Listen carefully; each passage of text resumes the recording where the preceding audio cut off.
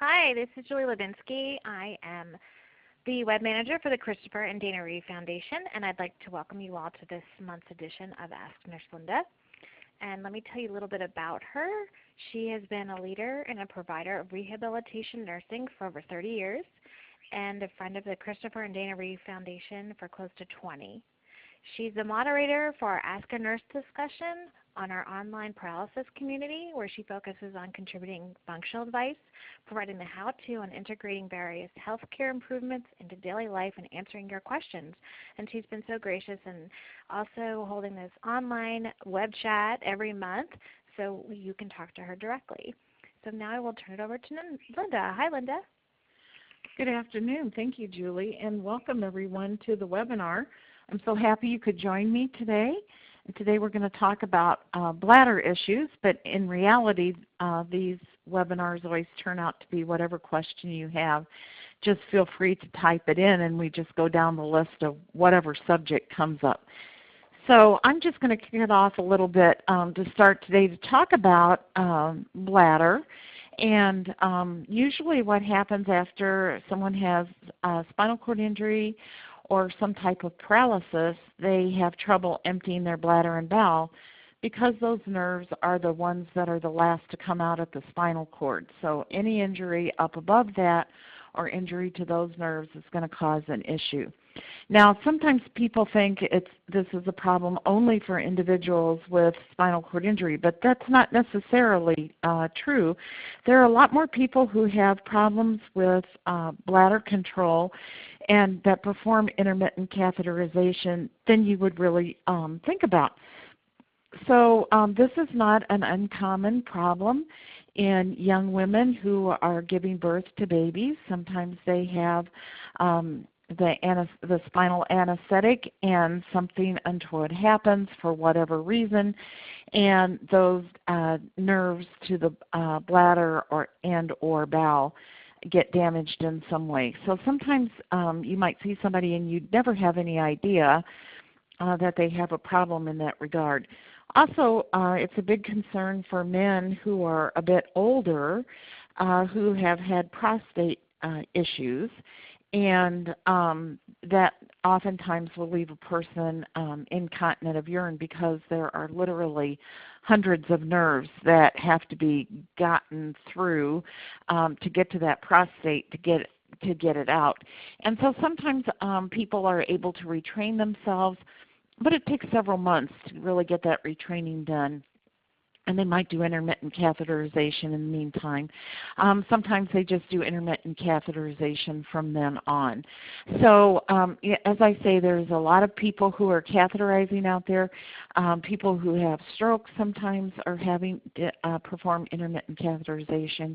Now usually if your paralysis is from a disease source rather than an injury source, they usually start the intermittent catheterization later because until their disease progresses to a point where they're having trouble completely emptying their bladder, they're still going to the toilet. So it's kind of a little bit the reverse. Instead of starting right away, people with paralysis from disease usually start with intermittent catheterization later. So the important things to remember about catheterization, if you have intermittent catheter, if you have an indwelling catheter, is that you always want to have fluid flowing out of the body.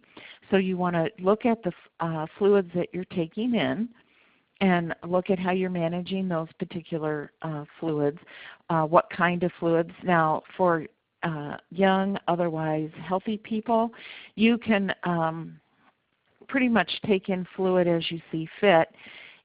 Usually people will start with their bladder training where they'll take so much fluid every hour, or they'll have so much at breakfast and then catheterize after a certain amount of time until they see what their pattern is going to be. So looking at your fluids, staying away from those sugary drinks, which makes urine harder to hold, staying away from caffeine, which is a diuretic, so that puts more urine in your bladder, and of course alcohol and will make you need to toilet more often. And so really looking at that, the sugary drinks include the sports drinks or some of the water that have a lot of saccharin or aspartame, which are all sweeteners, that artificial sweeteners that have been thought to be linked to cancer or kidney problems, kidney failure. So really looking at the quality of what you drink, and then being very, very clean about catheterizing. So looking at your technique, it's real easy to get kind of lazy, a little sloppy. Oh, I dropped my catheter on my thigh, but my thigh is pretty good. 5-second rule, no, that doesn't count. That's completely different. So you just have to put the catheter in, drain, and take the catheter out. It should not touch anything else. And then as you go, wash your hands before you catheterize, and then of course after you are finished. So there's a few extra things you have to do. I know sometimes people get all in a panic about catheterizing because they're putting a tube and an opening in their body, and that's a hard thing to get used to. So if you've just been recently injured, allow yourself time to work up to that. After a while it becomes second nature and commonplace. I would like to give a shout out to those moms and dads that are taking care of children who have some kind of paralysis which requires catheterization. So mom and dad are usually doing that while the child is small, but instead of then transitioning to potty training, the child needs to transition to catheterization training. So that's the recommended time. However, if you're a mom and dad, you know that not every child is able to do, in fact it's pretty rare that you have a child that's able to follow sterile technique and do the catheterization. So you might want to put a hold on that until they're a little bit older, maybe till it's time for them to go to school, because you don't want them to have to be doing something different. And they usually go to the nurse's office to catheterize, because as we all know, even though restrooms and buildings are wheelchair accessible, not always are they. So that's usually what happens in that regard. And there's a formula that I have put out. If anybody needs that formula for how much urine should be in a child's bladder, that's based on age, and so it's different amounts. Adults hold between, usually people notice they have to go to the bathroom around 300, 350. Some people who, that's cc's of urine. Some people who hold their bladders for quite a bit longer might not realize they have to go to the bathroom till 400 cc's of urine in the bladder. If you don't have sensation, you can't realize when you need to catheterize, then you just need to monitor your fluid intake so that and it gets to be routine after a while. As I said, with most patients, learning to catheterize is a really difficult thing to do. It's a hard hurdle to overcome. We are all so used to just going in the bathroom, doing what we need to do whenever we feel like we need to do it, and then going on and conducting our business. Sometimes when you are doing intermittent catheterization, you have to do it at certain time within a certain time frame. So sometimes people don't want to go out because what if they have to catheterize? But this is just the method that you're using now, and so it's just a process of getting used to it. There are a number of catheters that are available on the market. And it's ironic that people who catheterize, those names get sold by marketing firms somehow. I don't know what they're doing in our private health information, but boy, you get all this information about catheters. And people will want to be selling you all these highfalutin, fangled catheters. They're not really necessary. Sometimes you might find a particular catheter might work out better for you. When you're out in the community, maybe setting up the catheter in a sterile field and putting the lubricant on the catheter, that might be a lot to do when you're out in the community, so you might want to try something else, maybe one of the self-contained catheters. On the other hand, if you don't have much finger function, those are really hard to use. So you really have to find what's best for you. Just because you get an ad and you think, wow, that's slick looking, that might not be the answer for you. There are some urinary supply companies. You can talk to the place where you get your catheters and ask them if you can get a sample pack, and they'll give you a whole variety of catheters to try. Of course, companies are very interested in you buying the more expensive catheter, but your payer source might not be willing to do that. So if you're having problems with urinary tract infections due to catheterization, there are usually some rules from the payers about you have to have so many documented infections within such a period of time before you can move to a more advanced type of catheter system. So just know that that's a possibility. If you are a person who's out in the working world and maybe the facility where you're working is not really set up where you can go in and catheterize easily, or getting your supplies all set up, it might be just extremely difficult. I've mentioned many times about the nursing case manager that will be assigned to you from your payer. If you don't know who your nurse case manager is, call your payer and say, I'd like to speak with my nurse case manager, because they can often authorize equipment or supplies or treatments outside the zone of your policy. So people will come into the hospital. I see people all the time, oh, don't worry, I have insurance. I'm good, I have insurance. But they haven't really read their policy, because, who sits down and reads your insurance policy? Talk about boring.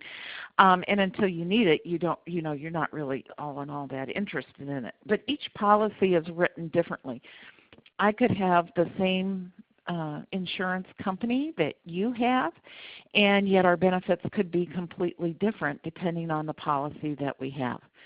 So there are ways, if you would like to try something different, there are ways you can kind of work around it. Some of the catheters are coming down in price, which is quite lovely. Some people might want to use like a self-contained catheter when they're out, but they'll use traditional catheters when they're at home.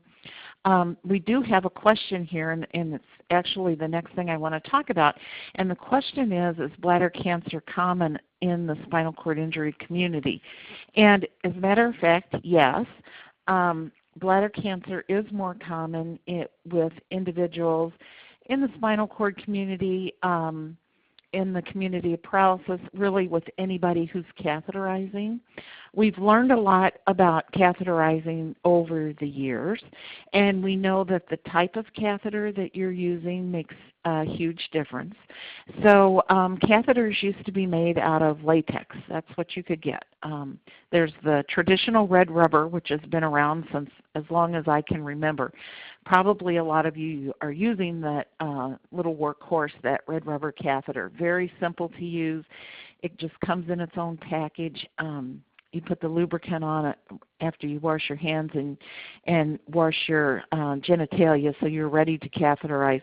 And then you just slip the catheter in and drain the urine. Very nice, very simple, very sleek, very easy to use. So why is bladder cancer more common? Well, with people who catheterize, and it is because of these latex catheters that were used. Now most of the catheters we still have our traditional red rubber. We have more silicone catheters that are used now. The latex is just about out of every medical product now. There were so many people who developed latex allergies. And if you were using latex products, which could be in gloves, it could be actually in some of the substances that you are eating or drinking, such as bananas and avocados have a lot of the similar structure to latex. If you were using gloves for bowel and bladder training, anytime that latex hit mucous membrane, so anytime it entered the bladder, anytime something entered the bowel, a glove to do the bowel program, you were having this exposure to latex. Now, there's still an increase, even though they've gotten rid of the latex, there's still an increase in cancer in the spinal cord injury community. And again, it's from having these substances up against the meatus. So you always want to make sure that you keep up with your urodynamic testing. And urodynamic testing is kind of a shock to men because you have to get in a position on the table where your genitalia is very exposed. Not too much of a shock to women because they're used to going for their women's screening. So they're used to being in that position. But for men, it's kind of like, whoa, what's going on here? So keeping up with those, you should have urodynamic testing one time a year. You go to either the urologist or it might be done in the office by your spinal cord injury professional. It might be done at a rehab center. But you go for your urodynamic testing. A special catheter is inserted into the bladder that has some sensors on it that will measure the pressure in the bladder, in the internal sphincter, which is right at the opening to the bladder, and then the external sphincter, which is further down. The internal sphincter is not under your control. It's either open or closed depending on the pressure in the bladder. The external sphincter is the one that we learn to control when we're being potty trained. So the external sphincter needs to work in unison with that internal sphincter. And sometimes with spinal cord injury, those two sphincters get out of unison with each other. So one will clamp closed and the other one will be wide open, and then the urine won't come out. And if you're trying to pass a catheter through there, you can cause some damage. So doing the urodynamic testing, they can look for any signs and symptoms of cancer. If it's caught early, you can be treated very effectively. And the urodynamic testing will also give you an idea of the pressures in your bladder to make sure that the urine is not being backed up into the kidneys, to make sure that those sphincters are working correctly, to make sure that all systems are in order. Now, you might be using a particular technique for catheterizing. Maybe you've used it for 20 years, and then on the 21st year it's not working for you anymore. Why is that? Well, something has changed probably in your injury. It could be because you're getting older, because it's 20 years later. Age plays a huge factor in any kind of healthcare issue. So keeping up with the urodynamics, you go and you think, gosh, it's the same, it's the same, it's the same. But then, someday you're going to go and they're going to find something that can be just corrected just with any little minor kind of issue. And so that is why you want to keep up with that, because if you go and it's the same and it's fine, then you just say, oh, thank you, and move on.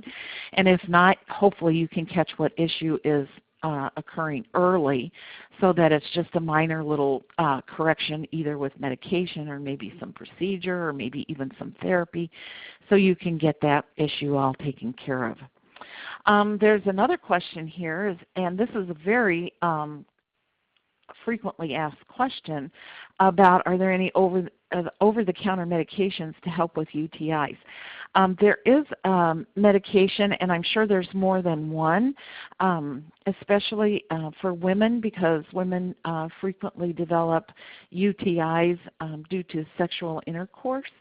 It's not uncommon, and so there's some over-the-counter medications that can help calm that irritant sensation. If you don't have sensation, you're probably not going to notice that you have a UTI, but you might get symptoms of AD, you might have increased spasms, you might have a fever, you might have some pus or some different kind of sediment in your urine.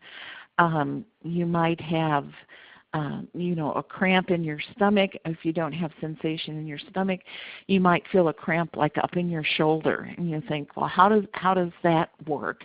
But frequently with spinal cord injury, there is referred pain. So if you have pain if you have pain below your spinal cord injury, your body is still going to react to that. If you don't have sensation, you don't know that.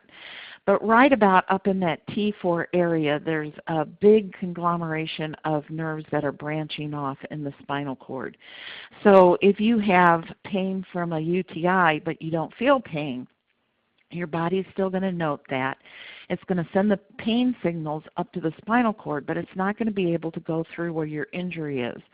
So that pain message may or may not track off to another nerve. And what usually happens is right in that one area in your spinal cord is where the nerves from the arms come out, and that's why you feel that in your shoulder. So it's kind of interesting. People who have gallbladder attacks and have a spinal cord injury, they might feel the pain in their shoulder. And so, if you're having shoulder pain, now you know what muscular shoulder pain feels like. But if you're having another, any other kind of feeling or sensation in your shoulders, that's a time to talk to your doctor because something's going on somewhere. So back to the question, is there any over-the-counter methods to help with UTI? There is a product that's available called AZO, A-S-O, or is it A-Z-O? I forget. I do not have patients that take that, so I've not really seen what the effects of that are. I don't really know the outcomes of that product, but it's heavily advertised, mostly for women with UTIs, but the gender of the person has nothing to do with a UTI. It's just that women have so much more frequent UTIs than men in the general population. So that is one, but I have really no information about that. If you have a UTI, you need to have it treated. So rather than taking a medication like the AZO, which would cover or mask the symptoms of the ATI but not treat the bacteria that's in the urine, your infection is just going to get worse and worse. So something to consider. If you have a UTI, you need to have it treated right away. You want to avoid UTIs as much as possible because you want to avoid taking antibiotics. But if you have an infection, you really need to get that treated so that you can treat it with what they call a lower level antibiotic. So those are antibiotics such as the penicillins and those very basic antibiotics because they have what they call higher level antibiotics. But if you just start taking the higher level, they're going to treat more kinds of bacteria, but then when you get up to the top of antibiotics, there's no place to go. So staying at the lower level as long as you can is going to be important. Instead of taking medications to help with UTIs, one of the best things that you can do to reduce your risk of ATIs, besides cleanliness, hygiene, and strict adherence to your catheter technique, and drinking, of course. But to really help yourself to avoid UTIs, movement has been shown over and over how important movement is to reducing urinary tract infections. So if you do range of motions to your legs, if you have somebody else move your legs, if you even are doing a wheelchair push-up, you're jiggling the urine in your bladder. I always kind of think of it like the James Bond defense, shaken but not stirred. So you want to create some kind of movement in your pelvic area where that urine in your bladder is kind of sloshed around a little bit. Because what happens is as bacteria gets in your bladder, it will try to join up with other bacteria in your bladder. So if you're shaking your bladder and moving your bladder around, you have less chance that bacteria is going to join up with any other bacteria. If you're moving your urine around in your bladder, then you have less chance of that bacteria adhering to the bladder wall where it's really going to proliferate and really go crazy with creating more bacteria. So that's what bacteria does. It starts creating more bacteria. And so the more you can move your abdomen. Now when people walk, they are moving their their lower pelvis as they walk along. But if you can't walk, you can still do things like your wheelchair push-ups, which is helping you with your skin, but it's also helping you shake up your bladder a little bit. You can move your legs in any way that you can. You can do therapy in any way that you can. So anything that you can do that kind of helps shake that up, range of motion, wheelchair push-ups, any of those kind of things, and of course making sure that that system is flushed out. Now, people with heart problems are not going to be able to just drink willy-nilly. They might have to monitor their fluids. So, be sure and look at your whole healthcare picture before you just start drinking fluids. Ad lib. And you don't want to just start drinking your fluids all on one day and say, oh gosh, I'm going to double my fluids tomorrow. You really want to build up to over time to increasing your fluids. So it's usually the 8-8 rule, 8 glasses of 8 ounces of fluid a day. So divide that out, and don't forget to count in applesauce, or if you eat Jell-O, if you eat any kind of really heavily laden liquid foods, that's going to make a difference. Lettuce is another one that is loaded with fluid. So those are going to be important what to count in as your fluid intake.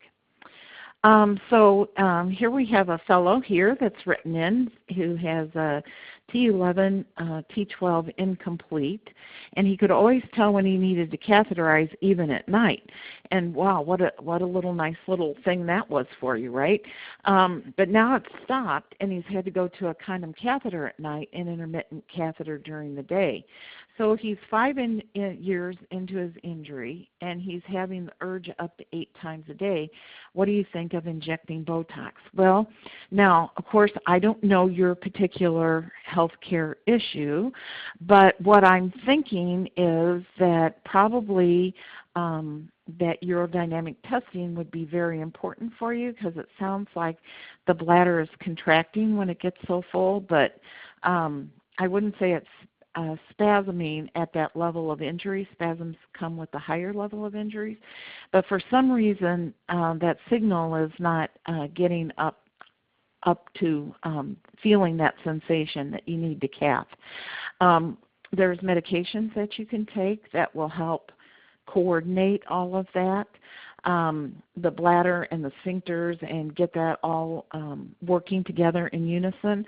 What do I think of injecting Botox? Well, what we know about Botox is that injecting it into the bladder certainly has an effect. It calms those nerves, so it calms that feeling of I have to go, I have to go, I have to go. So you will have less sensation of that, and probably during the time that you have the Botox injection and the time that the Botox is working, because the Botox will only work for 4 to 6 months, and then you have to have another injection. And it's a series that they put in, inject in certain places in the bladder. So they put a tube in the urethra, and they go up in the bladder, and then they do some injections actually inside the bladder. And a lot of people have this. Botox is the current drug of choice right now. So, if you think that that is the answer for you, be sure and do it. The things you need to know is that it has to be repeated. And the other thing you need to know is when they inject the Botox, it's really injected using an educated guess of how much Botox you would need.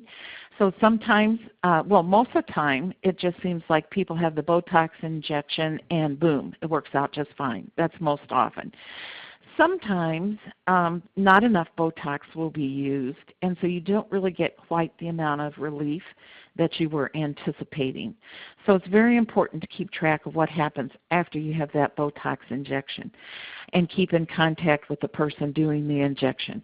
On the other side of the coin, sometimes people will have a Botox injection and they have too much Botox put in for their individual needs, and so they tend to lose some function because they've been over-Botoxed. Now both of these, the under-Botoxing, the over-Botoxing, are really pretty rare with people who do Botox injections in the bladder. They know what they're doing. They've done it before, and so they're really become quite skilled and proficient in it. So I have seen much success with individuals who have had the Botox. There's still a lot we don't know about Botox. So the idea is that the Botox, which is a toxic poison that is injected into a muscle like the bladder. It could be injected in the muscle in the leg or in the arm. Or they even do Botox injections in the back of the head for migraines with just terrific success. So what do we know about Botox? Is it's a toxic that's put in that part of the muscle, which kills off part of the muscles that's sending those overactive signals. And so it will, kind of numb that area. The reason why it has to be done over again is your body will heal. It's just put in a little tiny spot. They're not putting in gallons and gallons of it. So it's just put in little isolated spots. So those isolated spots have to connect together or have to be working in unison to get that sensation to calm down. And so what happens when the Botox is injected, the theory is that it stays in that spot, but it really travels throughout the bloodstream. However, it's in such a small amount, it really doesn't harm you in any other way. So as we know right now. So there's been a lot of people that have had great success with that. If you've already tried medications, the medications are going to go through your system. So you might have some side effects that you don't particularly like. So some of the medications might make you have a really dry mouth, or they might make you feel really thirsty. And so a lot of people don't like that side effects. And Botox is put right in the spot where it's needed. And that's why a lot of people like the Botox so much. So people are usually pretty satisfied with that. Okay, so we have another question about ejaculation. Oh, good, one of my favorite topics. He says, I read where a paraplegic learned how to ejaculate. So how do we do that? I'm 38 years old, T4 complete, and I can get an erection by feel, which is great, so that's helpful. And how does an orgasm feel for us? And so, no, this is not too far off base. We're all down there in the genitals anyway. So usually when you talk about urine or bowels, people have a question about sex. So that's pretty normal. And, it's hard to find information about it. So, if you have a chance, you want to ask while you can. So he learned about a guy who learned to ejaculate, which is possible, but we don't know what his injury was, if it was complete or incomplete, and how all of that worked out. Sometimes people, males who have paraplegia at a higher level, where they have that spasticity to their bladder and in their abdomen, sometimes they can actually ejaculate with certain triggers.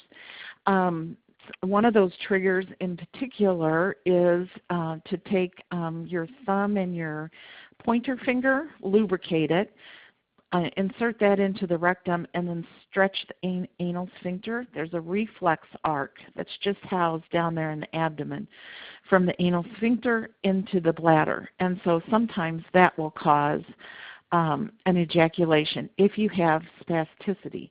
Now, if you're flaccid, that's not going to happen. So here we have a fellow who's at T4 complete. So you might have some spasticity. That might work for you. And then again, it might not. You just have to, experiment and see.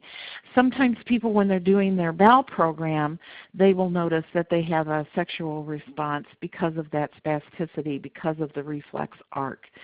So sometimes that's not really that unusual at that level, but it's not at all common. But it wouldn't be like, oh, I'm shocked to see this, because I have seen it a number of times. So how does it feel for you? Well, this is the thing about orgasms, is they're mostly in your mind. There's very little about the physical input in the rest of your body. So you can have quite a satisfying orgasm if you're really thinking about it. Now you need to find out, what were your triggers before. So, if your partner wears a certain perfume, or people have all kinds of little sexual foreplay that they do because it works to increase their sexual pleasure. So whatever worked before is probably going to work now, but it'll probably be less intense. Okay, so it may or may not be, but it might be. For this paraplegic who says he learned how to ejaculate, I guess the bigger question would be, was he ejaculating or was some urine slipping out of his bladder? So we don't really, there's always a lot of stories that suburban folklore kind of stories, especially around sex, because nobody really knows what happens in the sexual response. We have a lot more information about the sexual response from males. We hardly have any information about what happens to females. We don't really have a lot of information about what happens with an orgasm. We know that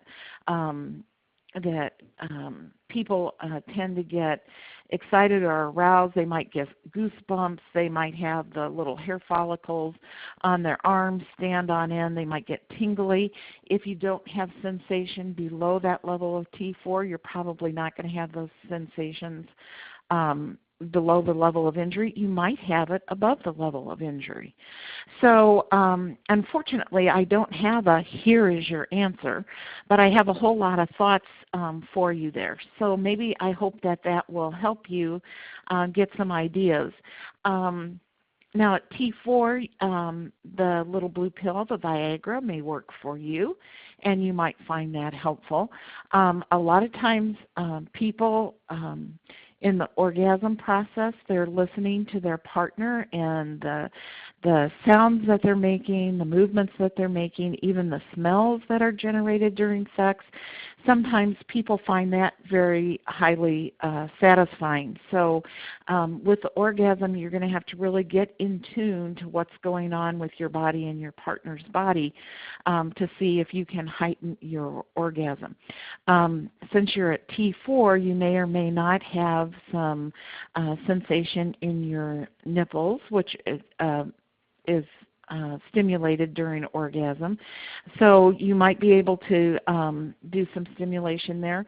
Interestingly enough, in your lips, there are the same number of nerve endings as in your nipples. Who knew?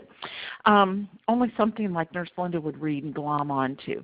So sometimes if you're working on sexual experience, if you have somebody just, kind of stimulating your lips as they would stimulate other parts of your body. If there's any parts of your body where you have sensation above your level of injury, where, the tickle zones, that is very stimulating for the sexual response. So try to take everything into account, set the mood, like you would in any other kind of sexual encounter, and then just, get off and running.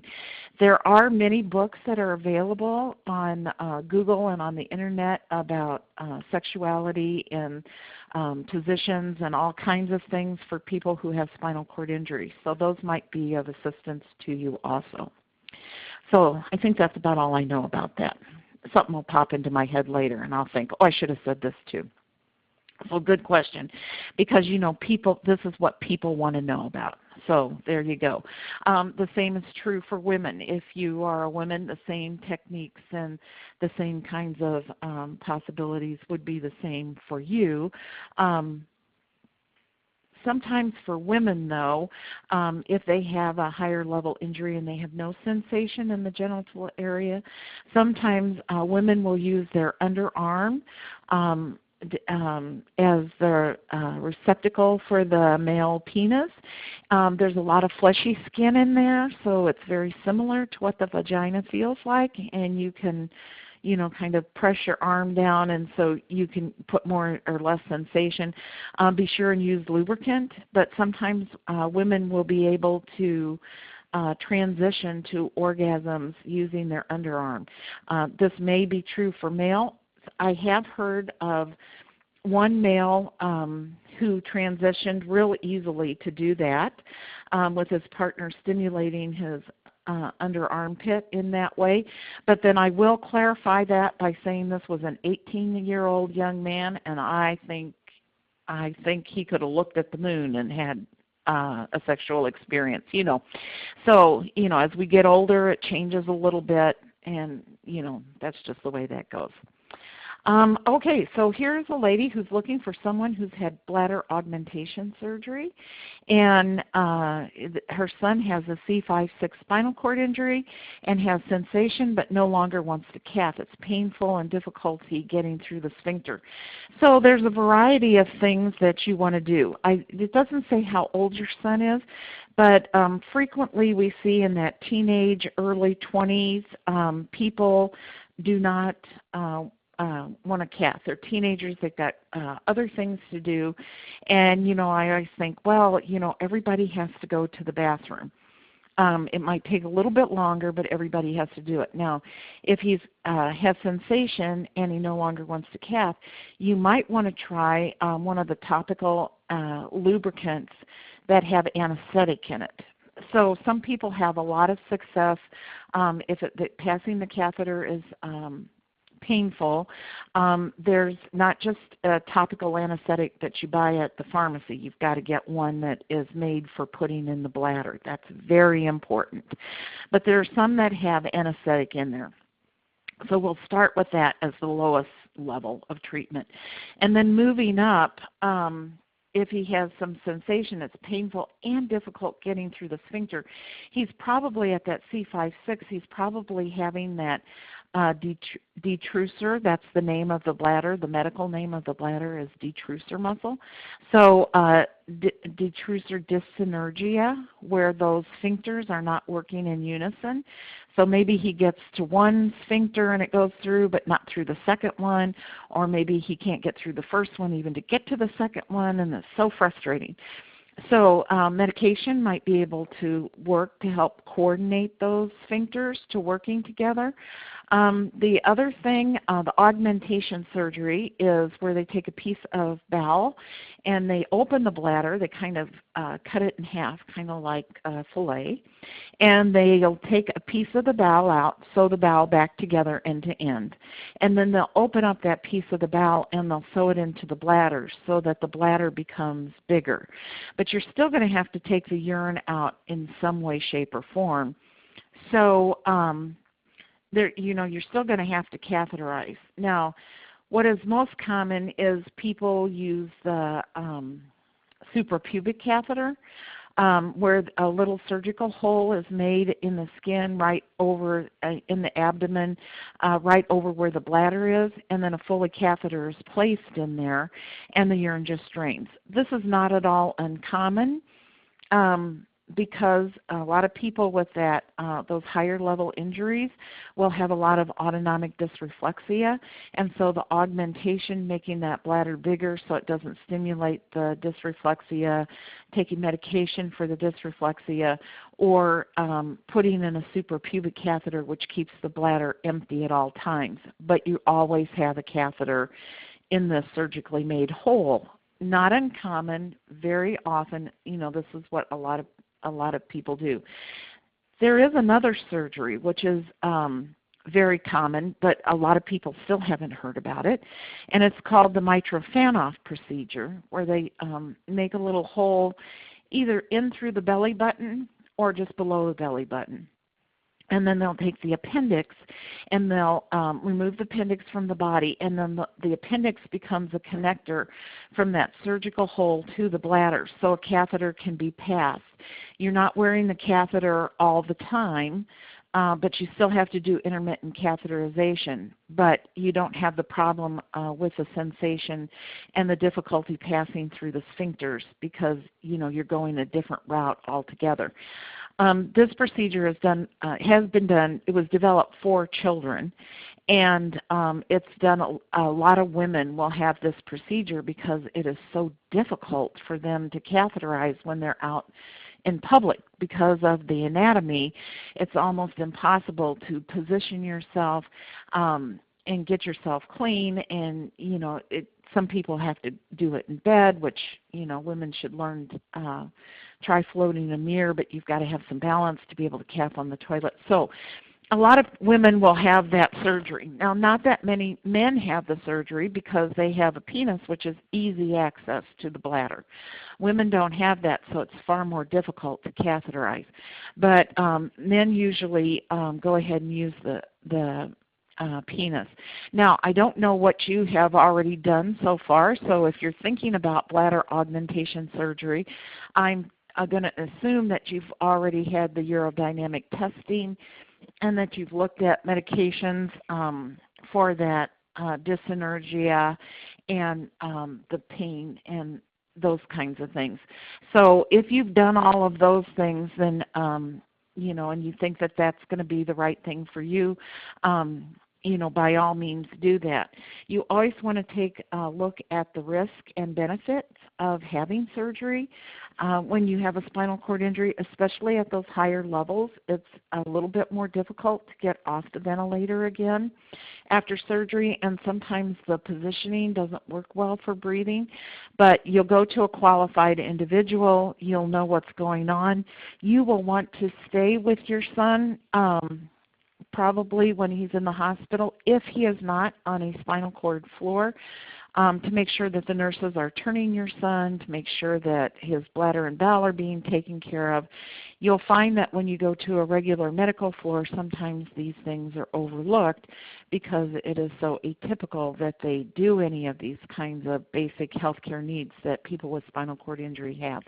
So you don't want to bring them home with pressure sore or pressure ulcer or impacted bowel or anything. So just either talk to the nurses, talk to the head nurse, the nurse manager, make sure that everything is set up, unless he's having it done in a rehabilitation center. After the surgery, you can talk to your payer. Your son would probably be eligible for some inpatient rehab for a very, very short amount of time after the surgery till he builds back his stamina to where he was. So don't overlook that. You have to be consumer savvy, but that really isn't the right words. But you have to be the advocate for your son, because people aren't just going to automatically think of these things. Here's a question. As I get older, is it okay to have caffeine tea as I have a neurogenic bladder? Well, caffeine is a natural diuretic, so that's going to affect your catheterization. But if you have a small amount, you can still have a small amount of alcohol. You can have a small amount of caffeine.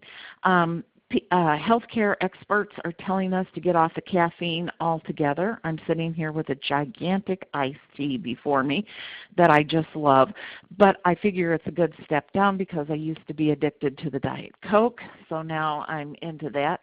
But you can tell after you've had caffeine, you have to go to the bathroom right away. So is it okay really, if you really enjoy that tea and you want to have a cup at one particular time, it's probably going to be okay, but just be sure and note that you don't want to be overstretching that bladder if it fills too fast. So we have a site there listed for more information about bladder management, and so I hope that you'll take a look at all of that. And we also have a lending library, which gives you a lot of information. And so I'm looking to see if we have any more questions. I think bladder management, here's a question here. Darlene's asking, does the Reed Foundation have a urologist that they refer to? Well, they have a wonderful group at the Reed Foundation called the Peer Support Group, and it's just fabulous.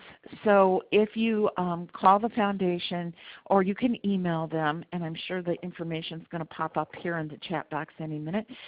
But if you call this group, they will connect you with somebody in your community that is living with the same kinds of issues you have. So they will find a urologist in your community for you. They will tell you, you know, I went to this one and this was my experience. I went to that one and that one was my experience.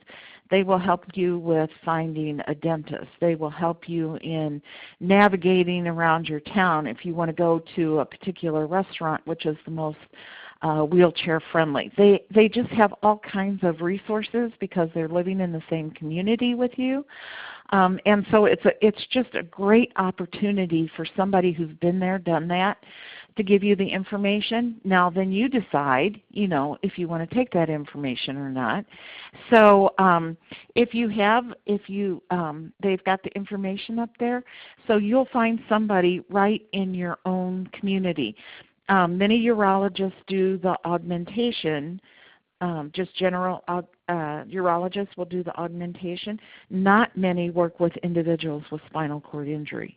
So you really want to have somebody who's done it before, done the surgery or the procedure before with people with spinal cord injury, so that you can be sure that their whole health care needs are being addressed, or perhaps they will do the surgery, but you know, you'll be able to have your general internist or your rehabilitation specialist to manage the day-to-day care, whereas the surgeon is managing the surgery, but you have somebody who's really monitoring that day-to-day care.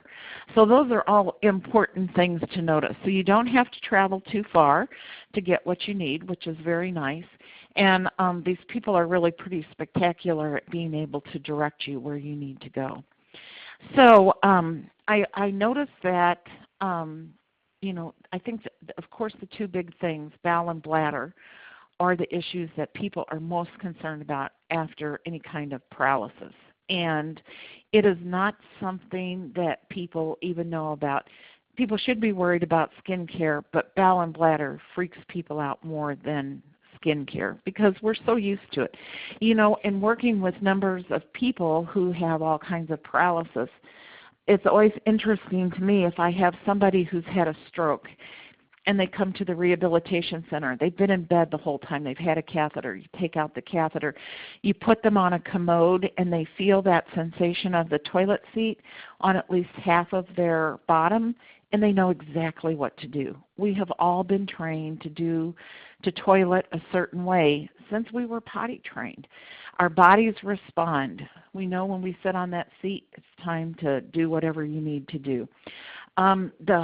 You don't really see a lot of information. There's not a lot of characters on TV who have spinal cord injury. You might live in a community where you don't know anyone who's had a spinal cord injury.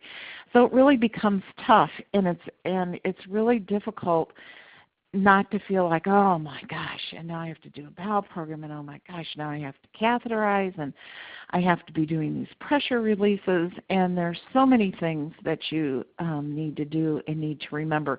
It can really become overwhelming. Now, you need to catheterize when you need to do it. That's something that just has to be, because if your bladder overfills, you're either going to squirt out a little bit of urine and be incontinent, which is going to be a cleanup job, which is, you know, always, that makes it even more complicated. Or your bladder's just going to, if you have a lower level injury, your bladder's just going to fill and fill and fill, and it's going to become very dangerous for you. So you don't want to let your bladder overfill. You shouldn't, when you catheterize, you should be taking out about 350 to 400 cc's. If you're taking out a lot more than that, you need to look at your catheterization schedule, or you need to look at maybe some medication to help you with emptying, or any other kinds of techniques. Usually people cath only every 4 hours. They don't usually cath much more in between that, because you want to give the bladder time to recover from the catheterization. There's nothing to recover from, but you want to give the bladder time to refill. And if you do it more than every 4 hours, you're increasing your chance of infection more. So there's all kinds of things to remember. And then also remember that If you're not moving your legs during the day, a lot of the fluid that we collect, that's in our bodies tends to collect in dependent areas. So if you're sitting in your chair all day, your feet might swell a little bit, or you might not even see your feet swell, but you might have increased amount of fluids in your legs. So when you lay down in bed at night, what will happen is that fluid, now your legs are up even with your heart, that fluid's going to start to drain off. Your heart's going to pump off that fluid. So after you lay down in bed, maybe your last catheterization should be about an hour after you lay down so that you eliminate all that fluid. For people with higher level injuries, they might not realize it, but their hands and arms might get extra fluid in it also, which after you lay down and your arms are not sitting on the armrest, which makes them in the dependent position, you can get extra fluid from that. Be sure and take a mirror and look at your backside now and again, because as you're sitting in your chair, you might not realize, but in the small of your back you can collect fluid also. Now that's pretty dramatic when that happens. It doesn't happen on a routine basis, but now and again, have a look at that backside because you might be collecting fluid. That's another spot where you might be getting some fluid. So on that note, I will say please look at the information about bowel and bladder. Through the Christopher Reeve organization, there's a lot of information. There's a new bladder book that's out that's very helpful. It's just been revised and updated, and it really is loaded with information. It's small, it's concise, which is really very helpful, so it doesn't overwhelm you with a lot of information, but it'll give you a good overview of what you need to do and how you need to do it. So with that, I will turn you back over to our friend Julie for the wrap-up. And I thank you, everyone. I'll be seeing you. There's one more question. Let's just go ahead and ask that. How many times a day should someone catheterize? Usually people catheterize 4 to 6 times a day, and that just depends on what their schedule is like and how much fluid they take in. So it's usually between 4 to 6 times a day, but it's individualized for that particular person. Some people do have to catheterize in the night, but if you catheterize about an hour after you go to bed, that usually relieves that time so you can get a little more sleep before you have to get up and catheterize again. So I think Julie's back, and I thank everyone for listening. Yeah, thank you for catching that last question. And I want to thank everybody for joining us today. And this is being recorded, and we will post it on our YouTube channel by the end of the week. Also, keep an eye out at christopherreeve.org. Click on events, and you can sign up for the next web chat with Nurse Linda. And we have a couple other web chats as well that we offer on a monthly basis, so check them out. And thanks, everybody, for joining us today. Have a great rest of your day.